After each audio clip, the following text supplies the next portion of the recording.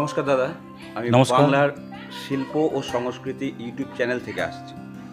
তো আমি আপনার কাছে অ্যাকচুয়ালি আসার কারণ হচ্ছে আপনার নাম আমি এই শান্তিনিকেতন এরিয়াতে অনেক শুনেছি যে আপনি এই ধরনের প্রচুর কাজ করেন, যেগুলো মাটি, তারপরে মেটাল বা কাঠের উপরে নকশা টাইপের বা স্কাল্পচার টাইপের, যেগুলো অসাধারণ কাজ। আমি কিছু কাজ দেখেছি আপনার বাইরে, তো সেই দেখেই আমার এখানে আসা। তো আমরা এই কাজগুলো আপনার বা আপনাকেও আমাদের এই পৃথিবীর কাছে ছড়িয়ে দিতে চাই। তো আপনার যদি কোনো আপত্তি না থাকে, তাহলে আপনি যদি আমাদের সম্বন্ধে বা আপনার কাজের সম্বন্ধে যদি কিছু আমাকে জানাতে পারতেন এবং আমার শ্রোতা বন্ধুদেরকে যদি কিছু জানাতে পারতেন, তাহলে খুব আমার ভালো হয়। এটা তো অসুবিধার তো কিছু নেই। এটা তো খুব সৌভাগ্যের ব্যাপার একটা যে আপনি আমাদের কাজগুলোকে বিভিন্ন মানুষের কাছে পৌঁছে দেবেন। হ্যাঁ, সেটা হয়তো কেউ এই কাজগুলো দেখে ইন্সপায়ারও হতে পারে, কারোর পছন্দ হলে সারা সংগ্রহ করতে পারে। এটা দারুণ ব্যাপার একটা। হ্যাঁ, কারণ তো আমি এই এসেছি সত্যি কথা বলতে আজকে এই যে শিল্পী মানুষ একজন, কারণ টিচিং লাইন আর পারফরমেন্স লাইন দুটো কিন্তু সম্পূর্ণ আলাদা। তা আপনারা একদম হাতে মানে নিজেরা তৈরি করছেন এবং সেটাকে মানুষের কাছে প্রতিস্থাপন করার চেষ্টা করছেন, কিন্তু হয়তো একটা মুষ্টিমেয় সমাজের কাছে আমাদের সেগুলো প্রতিষ্ঠিত হচ্ছে, যেটা আমাদের হয়তো আরও বিশাল জায়গায় যাওয়া সম্ভব। তো সেগুলো মানুষ না জানলে পরে তো সেটাতে আপনাকে পৌঁছানো সম্ভব নয়, বা মানুষ জানবেই বা কী করে। সেই জানানোটাই কিন্তু আমাদের মেন ইউটিউবের আজকে কাজ রয়েছে আমাদের। আমি জানি না আমি নিজে কতখানি কাজ জানি, তবে অবশ্যই যেটুকু জানি আর কি, যে সেটুকু সম্বন্ধে বলবো। সেটা যদি আপনাদের উপকারে লাগে, সেটা আমার খুব ভালো লাগে।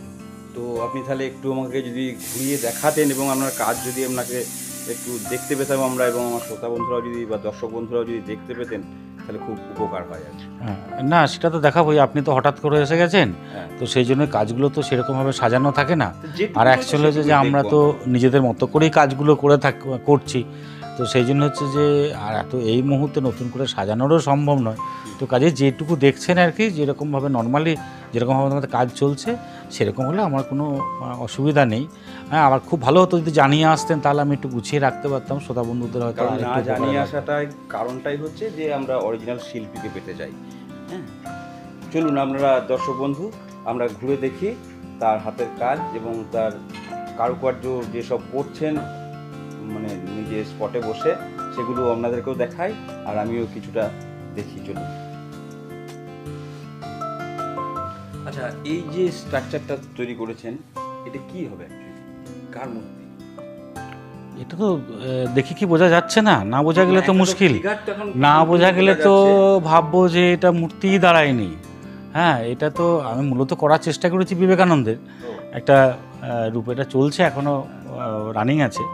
তবে যদি না বোঝা যায় তাহলে তো আমি না, ভাববো আমি যে আমি বিবেকানন্দটা আমি আমি হয়নি। অ্যাকচুয়ালি বুঝতে পারিনি, এবং শ্রোতা বন্ধুদেরকে বলি যে এখনো মুখের যে আমাদের যে আকৃতি সব হয়তো হয়েছে, কিন্তু চোখ, নাক, কান, যেগুলো আইডেন্টিফিকেশনটা এখনো তৈরি করা হয়নি, কিন্তু স্ট্রাকচারটা টোটালটাই তৈরি হয়ে গেছে। আপনারা দেখতে পাচ্ছেন যে তার গায়ের চাদর এবং তার পরনের ধুতি যেটা আমাদের, সেটার স্ট্রাকচার কিন্তু সম্পূর্ণ রেডি।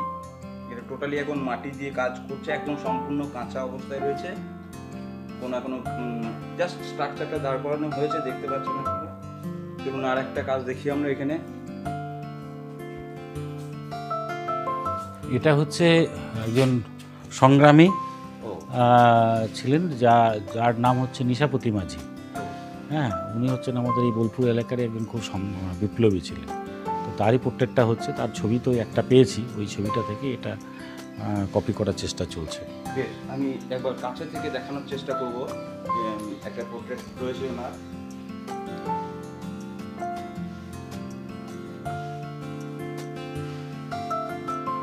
আপনারা দেখতে এখনো পাচ্ছেন এখনো পোর্ট্রেটটা চশমাটা রেডি হয়নি। পিছনে রয়েছে। তো আমি ক্লোজে দেখাই আমি।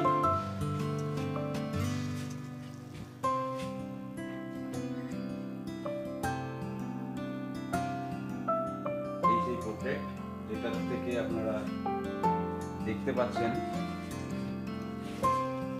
এই পোর্ট্রেট।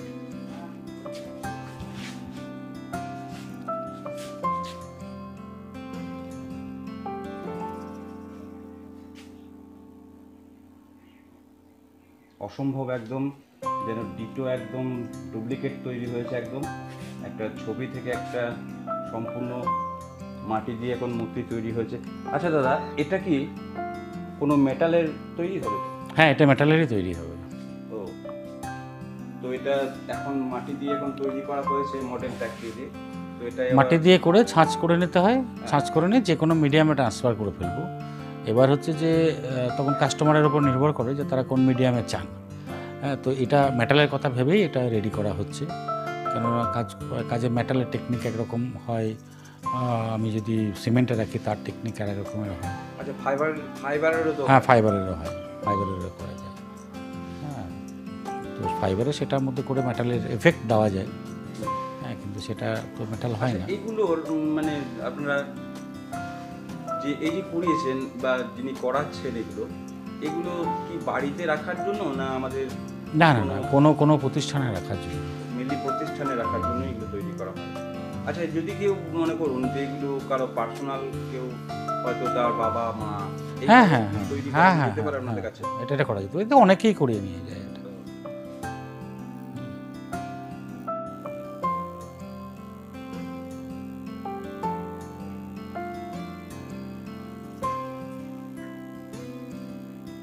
আচ্ছা, এটা দেখতে পাচ্ছেন আপনারা যে একটা রবীন্দ্রনাথের স্ট্যাচু তৈরি করা হয়েছে।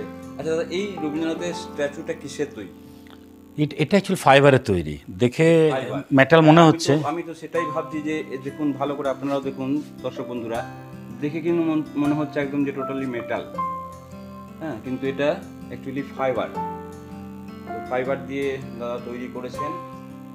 এটা মোটামুটি আমি যা দেখছি সাইজ 10 ফুট কাছাকাছি প্রায়। হ্যাঁ, টোটালটা আপনারা ফলো করুন, তাহলে বুঝতে পারবেন।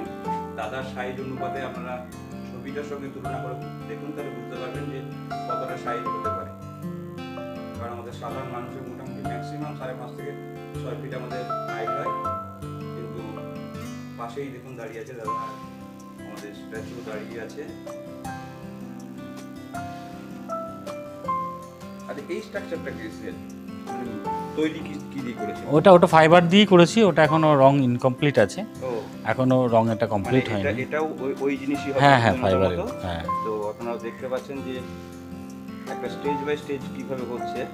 তো এটা এখন এই অবস্থায় শুধু কি ফাইবারই এটা রয়েছে? না, এখানে রং চাপানো হয়েছে, ফাইবারের উপরে রং চাপানো চাপিয়ে হয়েছে। তারপর রয়েছে, আপনারা দেখতে পাচ্ছেন তো।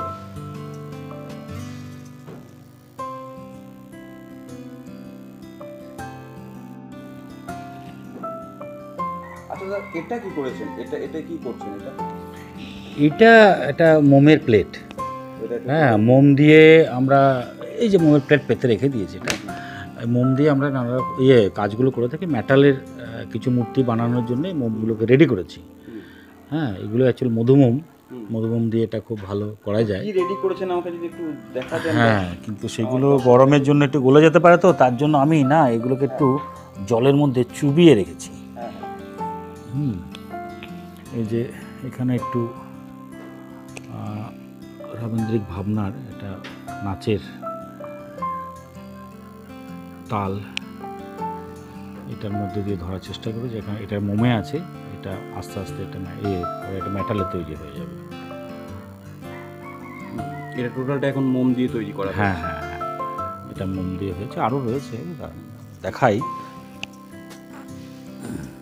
দেখতে পাচ্ছেন এটা এখন টোটালটাই ওই মোম দিয়ে তৈরি করা হয়েছে। এটাই পরবর্তী স্টেজে মেটাল হয়ে যাবে। এটাও হচ্ছে মোম দিয়ে। এটা সাইজ হয়তো খুব বেশি হলে 6-7 ইঞ্চি সাইজ রয়েছে এটা। দেখুন, অনেকগুলো ফিগার দিয়ে এটা অ্যারেঞ্জ করা হবে। ও,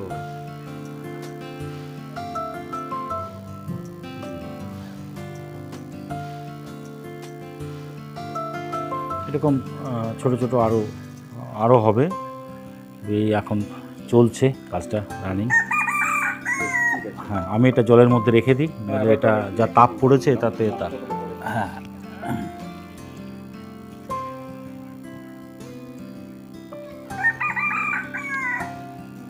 ব্রোঞ্জটা কিভাবে হবে সেই কাজটা এখানে রয়েছে। এটাও এই পাত দিয়েই তৈরি করা।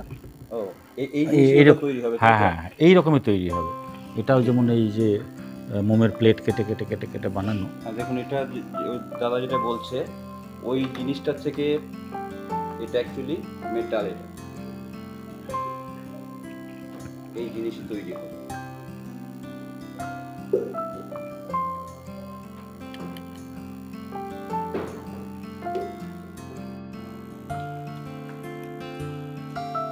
এটা কি কাঠের দাদা? এটা কাঠের। দেখতে পাচ্ছেন এটা একটাই কিন্তু কাঠ, এটা একটা কাঠ থেকে কিভাবে তার স্ট্রাকচারকে তৈরি করেছে। এই একটা মডেল দেখুন, এখানে একটা রয়েছে, এটাও কাঠের।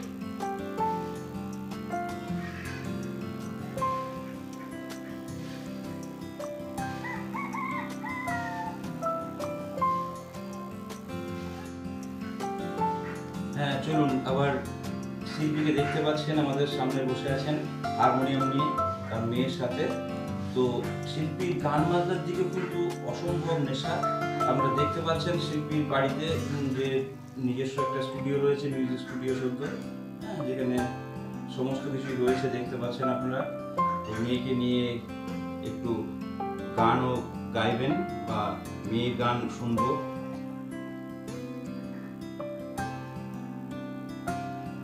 চলুন দাদা, আপনারা একটা গান শোনান মানে আমাদেরকে। মেঘের সঙ্গী উড়ে চলে দেখতে গন্ধের পানে, নিশ্চিম শূন্যে শ্রাবণ বর্ষণ সঙ্গীতে রিম ঝিম রিম ঝিম রিম ঝিম। মন মন হংস বলাকার পাখায় যায় উড়ে, গচিত গচিত চকিত তড়িত আলোকে। মন মন হংস বলাকার পাখায় যায় উড়ে, গচিত গচিত চকিত তড়িত আলোকে। ঝনঝন মন্দির বাজায় ঝঞ্ঝা রুদ্র আনন্দে, কলো কলো কলো মন্দে নির্ঝরিণী ডাক দেয় প্রলয়া ওখানে। মনোমোর মেঘের সঙ্গী উড়ে চলে দিগন্ধের পানে, নিশ্চিম শূন্যে শ্রাবণ বর্ষণ সঙ্গীতে রিম ঝিম রিম ঝিম রিম ঝিম। বায়ু বয়ে পূর্ব সমুদ্র হতে, উচ্ছল ছল ছল তটিনী তরঙ্গে। বায়ু বয়ে পূর্ব সমুদ্র হতে, উচ্ছল ছল ছল তটিনী তরঙ্গে। মন মন ধাই তারে মতো প্রবাহে, তালত মাল অরণ্যে। মন মোর ধাই তারে মতো প্রবাহে, তালত মাল অরণ্যে। ক্ষুদ্র শাখা আন্দোলনে, মন মোর মেঘের সঙ্গী উড়ে চলে দিগন্ধের পানে, নিশ্চিম শূন্যে শ্রাবণ বর্ষণ সঙ্গীতে রিম ঝিম রিম ঝিম রিম ঝিম। দাদার অনেক সময় নষ্ট করে দিলাম আমি। হ্যাঁ, না না, সময় নষ্টের কিছু নেই, এটা অনেকটাই সময় নষ্ট এটা তো করেছি, ভালো দিক তো- একটা। হ্যাঁ, তো যাই হোক, আপনারাও দেখলেন যে দাদার স্টুডিও ঘুরে আমি যতটা পারলাম দেখানোর চেষ্টা করলাম, এবং দাদার হাতের কাজ। দাদাকে তো বুঝতেই পারছেন যে একদম আলাদা মনের মানুষ, তার চেহারা ফিগার দেখেই বুঝতে পারছেন যে খামখেয়ালিপনার মধ্যেই থাকে, এই হাতের কাজ নিয়েই রয়েছে। তো আপনাদের যদি এই কাজগুলো আপনাদের ভালো লাগে, আর যদি মনে হয় যে না সমাজের কাছে ছড়িয়ে দেওয়া প্রয়োজন আছে এইসব শিল্পী এবং এইসব কাজগুলোকে, তাহলে অবশ্যই আপনারা শেয়ার করুন। কিন্তু আমি কখনোই বলবো না যে সাবস্ক্রাইব করে আমাকে হাইলাইট করুন, আমি কখনোই চাইছি না। আমি চাইছি যে সমাজের যেন প্রত্যেকটি কোনায় কোনায় যারা আদর্শ শিল্পী রয়েছেন তাদের কাজকে ছড়িয়ে দিন, তাদেরকে ছড়িয়ে দিন। নমস্কার। নমস্কার।